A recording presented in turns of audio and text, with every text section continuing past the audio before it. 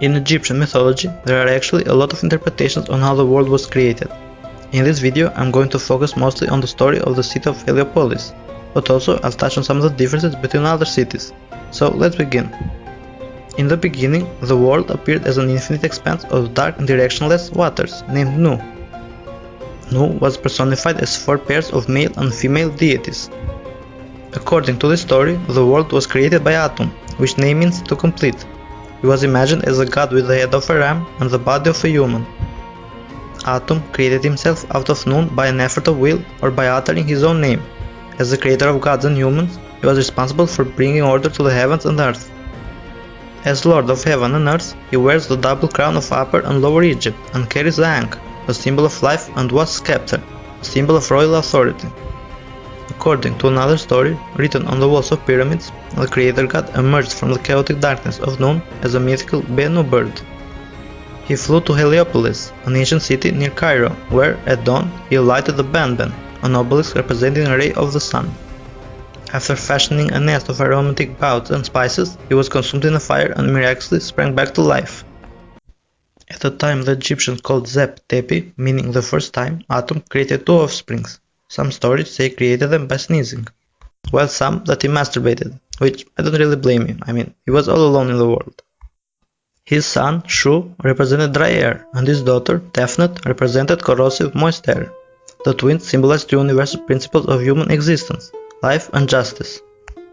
The twins separated the sky from the waters. They produced children named Geb, the dry land, and Nut, the sky.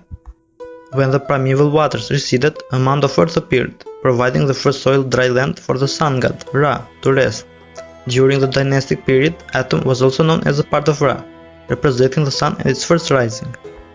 Geb and Nut produced 4 offsprings: Seth, the god of disorder, Osiris, the god of order, and their sisters, Nephthys and Isis. This new generation completed the Heliopolitan Ennead, the group of 9 deities that began with Atum, the primeval creator god. The sun god, Ra, ruled over the earth, where humans and divine beings coexisted. Humans were created from the eye of Ra, or Wedget, meaning eye of holiness. This happened when the eye separated from Ra and failed to return. Shu and Tefnut went to fetch it, but the eye resisted. In the ensuing struggle, the eye shed tears, from which humans were born. Another version of the creation myth states that the Wedget simply wandered off, so Ra sent Thoth, the moon god, to fetch it. When it returned, the eye found that another eye had taken its place.